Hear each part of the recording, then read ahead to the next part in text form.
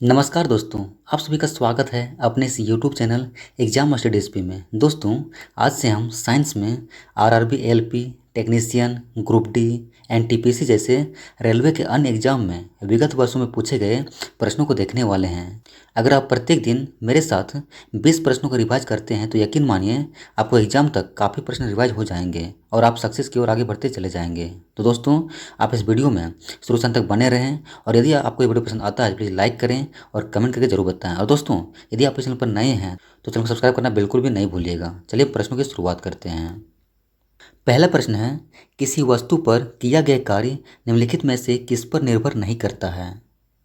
सही answer option number B यानी कि वस्तु के द्रव्यमान। ऑप्शन नंबर 20 का सही हो जाएगा, यानी कि किसी वस्तु पर किया गया कार्य जो है वस्तु के द्रव्यमान पर निर्भर नहीं करता है।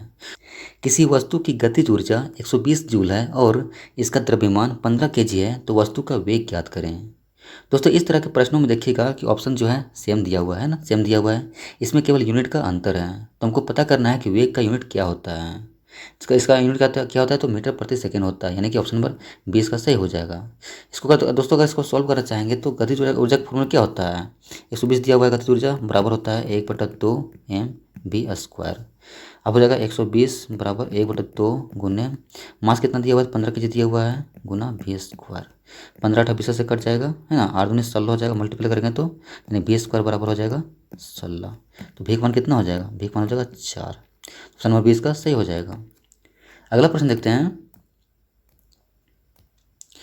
केल्विन पैमाने पर लिए गए ताप को सेल्सियस पैमाने पर बदलने के लिए आपको दिए गए ताप में क्या करना होगा?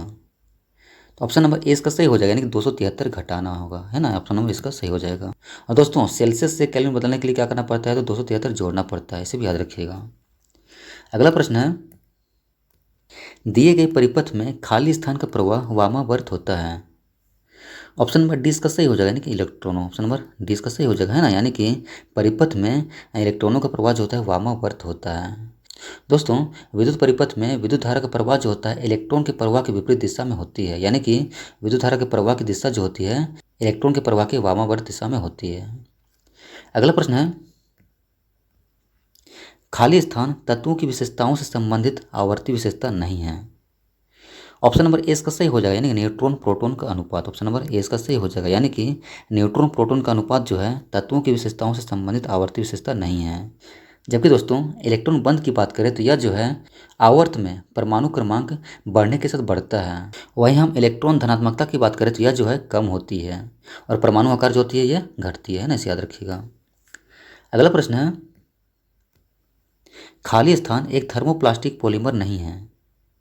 ऑप्शन नंबर सी इसका सही हो जाएगा, यानी बैकेलाइट। बैकेलाइट जो है यह थर्मोप्लास्टिक पॉलीमर नहीं है। ऑप्शन नंबर सी इसका सही हो जाएगा।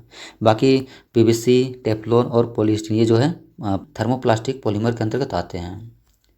अगला प्रश्न है, खाली स्थान बहुत कमजोर विकसित बच्चों को जन्म देते हैं। ऑप्शन नंबर 20 का सही हो जाएगा, यानी कंगारू। कंगारू इसका सही आंसर हो जाएगा, यानी कंगारू जो है बहुत कमजोर विकसित बच्चों को जन्म देते हैं। दोस्तों, कंगारू जो है यह ऑस्ट्रेलिया में पाया जाने वाला एक स्तनधारी पशु है ना, इसे याद रखिएगा, और यह जो है वहाँ का राष्ट्रीय पशु भी है। अगला प्रश्न है, खाली स्थान के द्वारा शुक्राणु विरेचन से बाहर आते हैं। सही आंसर ऑप्शन नंबर ए, यानी शुक्रवाहिका। शुक्रवाहिका इसका सही आंसर हो जाएगा, यानी कि शुक्रवाहिका के द्वारा शुक्राणु जो होते हैं विरेचन से बाहर आते हैं। दोस्तों, विरेचन का कार्य क्या होता है? तो विरेचन का कार्य होता है शुक्राणु उत्पन्न करना, है ना, और टेस्टोस्टेरोन नामक हार्मोन का स्राव करना भी होता है, इसे याद रखिएगा। अगला प्रश्न है, प्रकाश संश्लेषण के दौरान बने उत्पाद कौन से हैं? ऑप्शन नंबर ए इसका सही हो जाएगा, यानी ग्लूकोज, जल और ऑक्सीजन। ऑप्शन नंबर ए इसका सही हो जाएगा, यानी कि प्रकाश संश्लेषण के दौरान क्या होता है, तो ग्लूकोज, जल और ऑक्सीजन उत्पाद बनता है ना। अगला प्रश्न है, किसने सर्वप्रथम पेसमेकर का आविष्कार किया था? ऑप्शन नंबर 20 का सही हो जाएगा, यानी जॉन हॉब्स। ऑप्शन नंबर 20 का सही हो जाएगा, यानी कि जॉन हॉब्स जो थे इन्होंने सर्वप्रथम पेसमेकर का आविष्कार किया था, है ना, पेसमेकर का आविष्कार किया था। दोस्तों, पेसमेकर की बात करें तो यह जो है हृदय गति को नियंत्रित करने में मदद करता है, इसे भी याद रखिएगा। अगला प्रश्न है, पौधे के किस भाग में हमें कॉफ़ी मिलती है? ऑप्शन नंबर डी इसका सही हो जाएगा, यानी फली। फली इसका सही आंसर हो जाएगा, यानी कि पौधे के फली भाग में हमें कॉफ़ी मिलती है ना।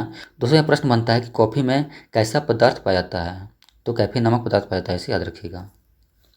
अगला प्रश्न है, निम्नलिखित में से कौन से समूह में शामिल सर्वाधिक उष्मारोधी है?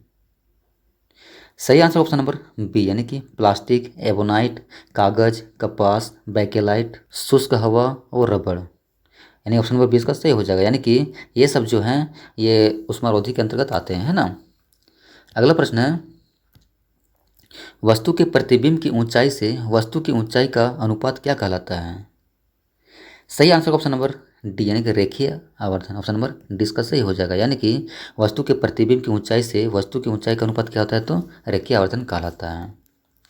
अगला प्रश्न है, विद्युत प्रतिरोधकता का एसआई इकाई क्या है? सही आंसर ऑप्शन नंबर ए यानी कि ओम मीटर, ऑप्शन नंबर ए इसका सही हो जाएगा, है ना। यानी कि विद्युत प्रतिरोधकता की एसआई इकाई क्या होती है? तो ओम मीटर होती है। वहीं अगर हम बात करें दोस्तों ओम की, तो ओम किसकी इकाई है? तो विद्युत प्रतिरोध की इकाई है। किसकी है? विद्युत प्रतिरोध की। और कुलोम की बात करें तो कुलोम किसकी इकाई है? तो यह जो है आवेश की इकाई है। और एम्पियर किसकी इकाई है? तो विद्युत धारा की इकाई है। इसे भी याद रखिएगा।